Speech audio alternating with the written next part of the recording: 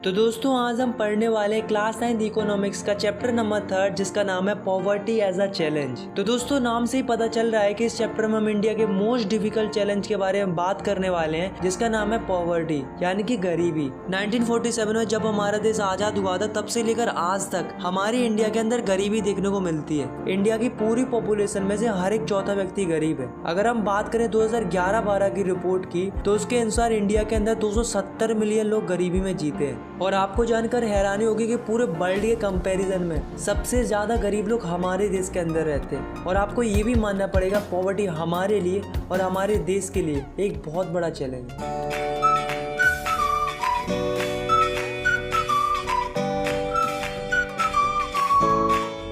तो सबसे पहले हम बात करते हैं पॉवर्टी की। तो पॉवर्टी की सिंपल सी डेफिनेशन होती है that is poverty is a situation in which person does not able to fulfill their basic needs. मतलब कोई इंसान अगर अपनी बेसिक जरूरतों को ही पूरा नहीं कर पा रहा है तो हम कहेंगे कि वो गरीबी में जी रहा है। फॉर एग्जाम्पल कोई व्यक्ति है जिसके पास खाने के लिए फूड नहीं है, रहने के लिए घर नहीं है, उसके पास पहनने के लिए कपड़े नहीं है, उसके पास पीने के लिए साफ पानी नहीं है, मतलब जो ये सारी बेसिक चीजें होती है उन्हें ही अफोर्ड नहीं कर पा रहा है तो उसे हम पुअर कंसीडर करेंगे। पर एग्जैक्टली हमें पता कैसे चलेगा कि कौन गरीब है और कौन गरीब नहीं है? तो इसके लिए हमारी गवर्नमेंट ने एक सिस्टम सेट करके रखा है या फिर हम कह सकते हैं क्राइटेरिया सेट करके रखा है that is called poverty line. Hindi में इसका मतलब होता है गरीबी रेखा। अगर हम इसकी डेफिनेशन की बात करें तो poverty line is a method to determine poverty on the basis of their income and consumption level. मतलब हम लोगों की इनकम और उनके कंजप्शन लेवल के बेसिस पर पता कर सकते हैं कि वो गरीब है या नहीं है। अब कैसे पता करेंगे? देखो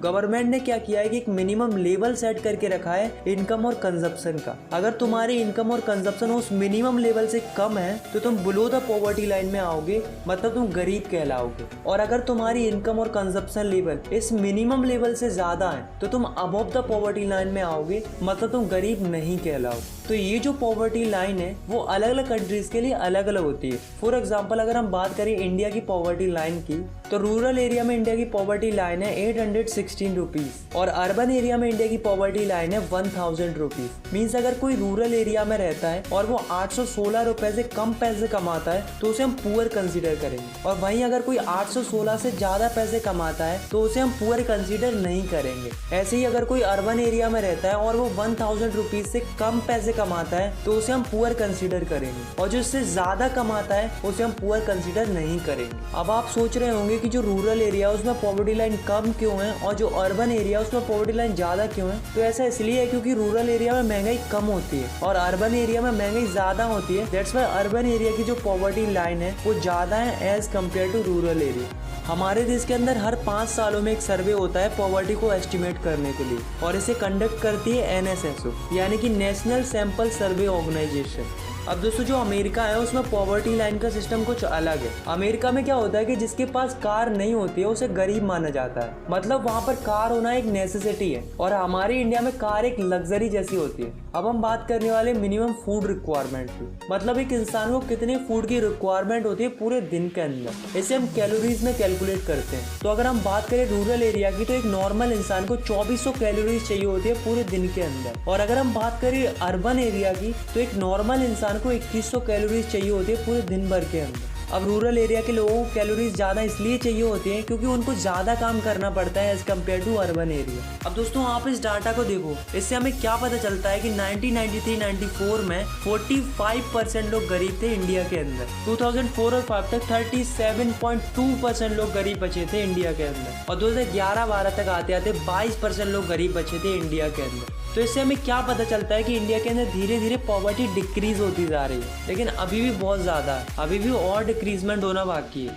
now the next topic is vulnerable group. Vulnerable group are the group of those people who has more probability of becoming poor in future. मतलब ये ऐसे लोगों का ग्रुप होता है जिनके गरीब होने के चांसेस सबसे ज्यादा होते हैं क्योंकि उनको उतनी अच्छी अपॉर्चुनिटीज नहीं मिल पाती। हमारी कंट्री डेवलप तो हो रही है लेकिन उस डेवलपमेंट का फायदा इन लोगों को नहीं मिल पाता है। Inter state disparity. अब दोस्तों हमारी इंडिया के अंदर अलग अलग स्टेट्स हैं और उनकी इकोनॉमिकल कंडीशन अलग अलग है। हमारे देश के अंदर कुछ स्टेट्स ऐसे हैं जहाँ पर काफी ज्यादा गरीबी देखने को मिलती है, जैसे कि बिहार और उड़ीसा। पर कुछ स्टेट्स ऐसे भी है जहाँ पर काफी ज्यादा डिडक्शन हुआ है पॉवर्टी के अंदर, जैसे कि केरला, आंध्र प्रदेश, तमिलनाडु, गुजरात, वेस्ट बंगाल, महाराष्ट्र, पंजाब, हरियाणा। तो इन स्टेट्स में काफी ज्यादा डिडक्शन हुआ है पॉवर्टी के अंदर। पर अब सवाल ये उठता है कि इन स्टेट्स में ऐसा क्या हुआ कि वहाँ पर पॉवर्टी इतनी कम हो गई। जैसे कि पंजाब और हरियाणा में गरीबी इसलिए कम हो गई क्योंकि उन्होंने ग्रीन रेवोल्यूशन को अच्छे से इम्प्लीमेंट किया, जिससे उनकी एग्रीकल्चर प्रोडक्शन बढ़ने लगी। सेकंड, केरला में गरीबी इसलिए डिक्लाइन हुई क्योंकि उन्होंने ह्यूमन रिसोर्स पे काम किया और काफी ज्यादा इन्वेस्टमेंट किया एजुकेशन के ऊपर। थर्ड, वेस्ट बंगाल में क्या किया कि लैंड रिफॉर्म को अच्छे से इम्प्लीमेंट किया।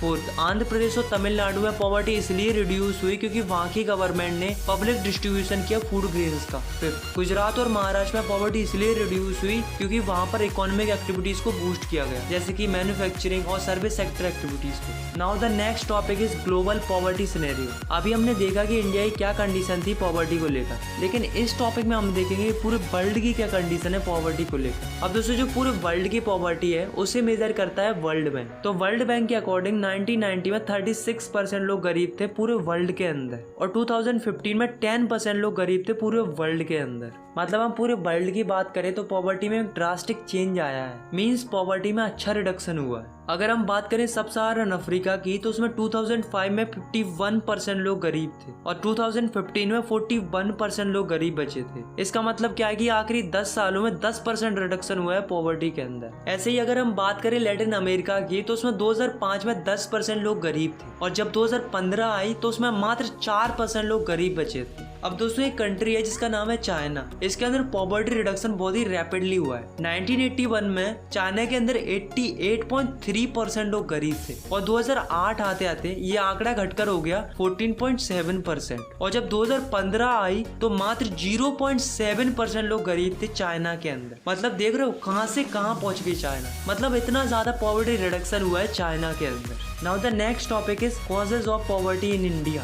तो दोस्तों आपको तो पता ही क्या हमारी कंट्री पहले अंग्रेजों की गुलाम थी और उनकी बुरी बुरी पॉलिसीज की वजह से हमारी कंट्री का इकोनॉमिकल डेवलपमेंट अच्छे से नहीं हो पाया। सेकंड रीजन है unequal distribution of resources and land. मतलब हमारी इंडिया में क्या होता है कि कुछ लोगों के पास भर भर के जमीन होती है और कुछ लोगों के पास तो कुछ भी नहीं होता है, जिससे क्या होता है कि जो अमीर लोग होते हैं वो और अमीर होते जाते हैं और जो गरीब होते हैं वो और गरीब होते जाते हैं। थर्ड रीजन है कि हमारी कंट्री के अंदर कई सारी पॉलिसीज आई पर वो अच्छे से इम्प्लीमेंट नहीं हो पाई। फोर्थ रीजन है हमारी कंट्री के अंदर पॉपुलेशन बढ़ती जा रही है लेकिन लोगों को उस हिसाब से जॉब अपॉर्चुनिटीज नहीं मिल पा रही, जिससे अनएम्प्लॉयमेंट काफी इंक्रीज हो रहा है। फिफ्थ रीजन है कि जो स्मॉल फार्मर्स होते हैं वो बिग फार्मर्स से लोन ले लेते हैं फिर उसे चुका नहीं पाते। तो दोस्तों ये कुछ मेजर रीजंस हैं जिनकी वजह से हमारी कंट्री के अंदर पॉवर्टी आई।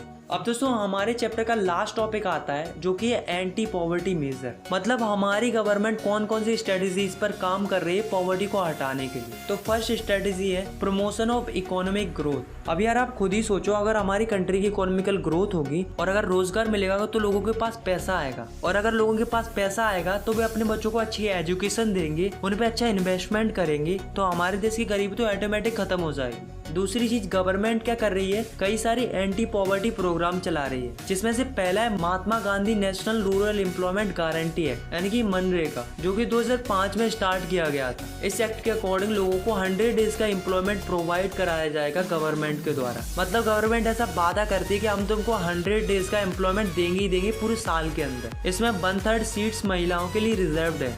सेकेंड है प्राइम मिनिस्टर रोजगार योजना, जो कि 1993 में स्टार्ट की गई थी। इस योजना के तहत गवर्नमेंट हेल्प करेगी गांव के पढ़े लिखे लोगों की, जिससे वे अपना खुद का बिजनेस स्टार्ट कर सके। थर्ड है स्वर्ण जयंती ग्राम स्वरोजगार योजना, जो कि 1999 में स्टार्ट की गई थी। इस योजना का एम था कि जो लोग पॉवर्टी लाइन से नीचे आते हैं उन्हें ऊपर लाया जाए by giving subsidy and chief loan. तो दोस्तों हमारी गवर्नमेंट है वो काफी ज्यादा प्रयास कर रही है पॉवर्टी को खत्म कराने के लिए। और एक बात तो हम सभी लोग जानते ही है कि पॉवर्टी हमारे लिए और हमारे देश के लिए, इनफैक्ट पूरे वर्ल्ड के लिए बहुत बड़ा चैलेंज है, और इतने बड़े चैलेंज को खत्म होने में टाइम तो लगेगा ही, बट मैं तो यही चाहूंगा कि पॉवर्टी जल्दी से जल्दी खत्म हो जाए। आई होप आपको ये वीडियो पसंद आई होगी। अगर आपको ये वीडियो पसंद आई तो आप इस वीडियो को लाइक कर सकते हो, और चाहो तो आप इस चैनल को सब्सक्राइब भी कर सकते हो ऐसी क्लास 9 की और भी वीडियोस देखने के लिए। Thanks for watching, take care, bye bye.